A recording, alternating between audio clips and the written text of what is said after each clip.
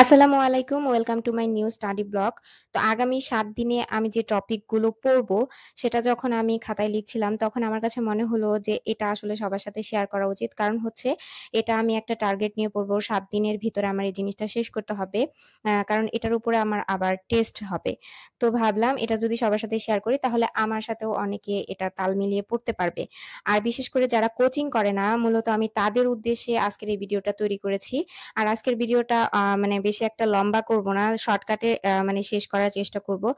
আর যারা নতুন আ তাদের উদ্দেশ্যে বলছি যে যারা নতুন একদমই মানে নতুন প্রিপারেশন শুরু করেছেন, বিসিএস সম্পর্কে তেমন একটা ধারণা নাই। জাস্ট মানে চাচ্ছেন যে আপনি বিসিএস এর প্রিপারেশন নিবেন। তাদের এই রুটিন ফলো করার আসলে কোনো দরকার নাই। কারণ হচ্ছে এখানে অনেক পড়াশোনা। তো এত পড়া আসলে ৭ দিনের ভিতরে সবাই কভার করতে পারবে না। তো যারা জাস্ট মানে ৪৭ তম বিসিএস দিবেন, তারা আর যারা সিলেবাসটা একবার হলেও রিডিং পড়েও শেষ করেছেন, মানে কমপ্লিট করেছেন, তারা এই রুটিনটা ফলো করে ৭ দিন ৭ দিন করে এভাবে এই রুটিন মানে আমি এই ৭ দিনে যে টপিকগুলো পড়বো, এই টপিকগুলো ফলো করে আপনারাও এই টপিকগুলো পড়তে পারেন। আর যাই পড়েন না কেন, সেটা হতে হবে রিটেন বেস। তো এখন নতুনরা সব তো কমপ্লিট করার দরকার নেই। কিন্তু যদি ২-১ টা টপিকও আপনারা পড়েন, তাহলে অবশ্যই সেটার রিটেন বেস পড়তে হবে। রিটেন বেস মানে হচ্ছে যে আপনি যে টপিকটা পড়বেন সেটার একদম বিস্তারিত আপনাকে পড়তে হবে। সেটা থেকে যেভাবে যেকোনো ধরনের প্রশ্ন আসুক আপনাকে পারতে হবে। মানে হচ্ছে সেই বিষয়ে আপনাকে মানে মোট কথা আ A to Z আপনাকে পড়তে হবে। এটাই হচ্ছে রিটেন বেস প্রিপারেশন।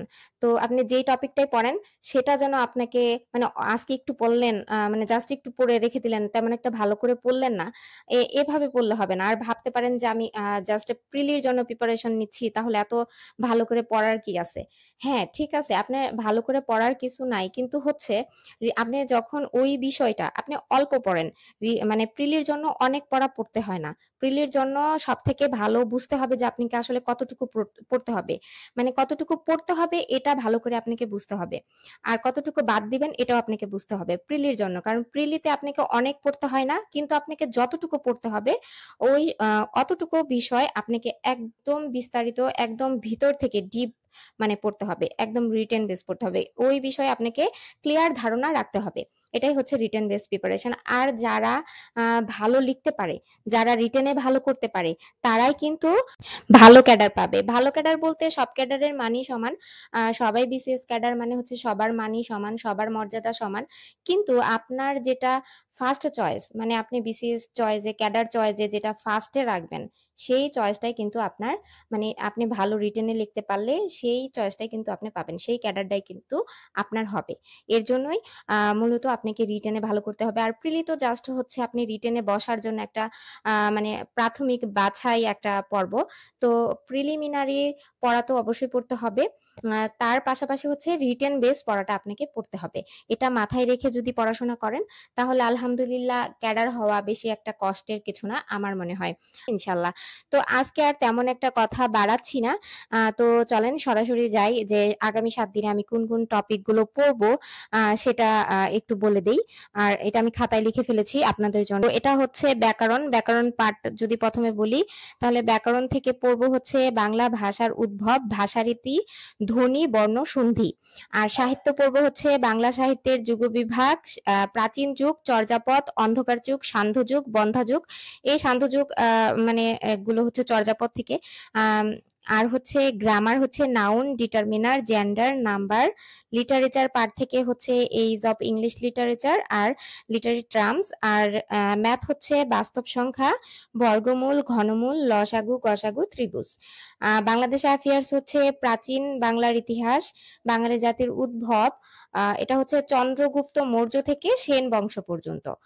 আর আন্তর্জাতিক বিষয় সেটা হচ্ছে মানচিত্র, পরিচিতি আর হচ্ছে বিশ্ব সভ্যতা। বিশ্ব সভ্যতার ভিতরে যে মেসোপটেমিয়া সভ্যতা রয়েছে, এর ভিতরে যত ধরনের সভ্যতা আছে সেগুলো সহ যত ধরনের সভ্যতা আছে সব সভ্যতা পড়ে নিবেন। যেমন মিশরীয় সভ্যতা, মায়া সভ্যতা, চীনা সভ্যতা, ফিনিশীয় সভ্যতা, রোমান সভ্যতা। এই যে সভ্যতাগুলো আছে, এই যতগুলো সভ্যতা আরকি রয়েছে সকল সভ্যতা সম্পর্কে পড়ে ফেলবেন। আর আঞ্চলিক জোট ও সংস্থার ভিতরে যেমন আরব লীগ, ওআইসি, AU, হ্যাঁ, আনজুস, সার্ক, এশিয়ান, বিমস্টেক এরকম যেই আঞ্চলিক সংস্থা বা জোটগুলো রয়েছে এগুলো সব পড়ে ফেলবেন। আর ডেইলি সায়েন্স এর ভিতরে হচ্ছে ভৌত বিজ্ঞানের উন্নয়ন, রাশি, পরিমাপ, পদার্থের অবস্থা আর অ্যাটমের গঠন। এই হচ্ছে আজকের মানে আজকের না আগামী 7 দিনের রুটিন। তো আজকের মতো সবাই ভালো থাকবেন। আল্লাহ হাফেজ।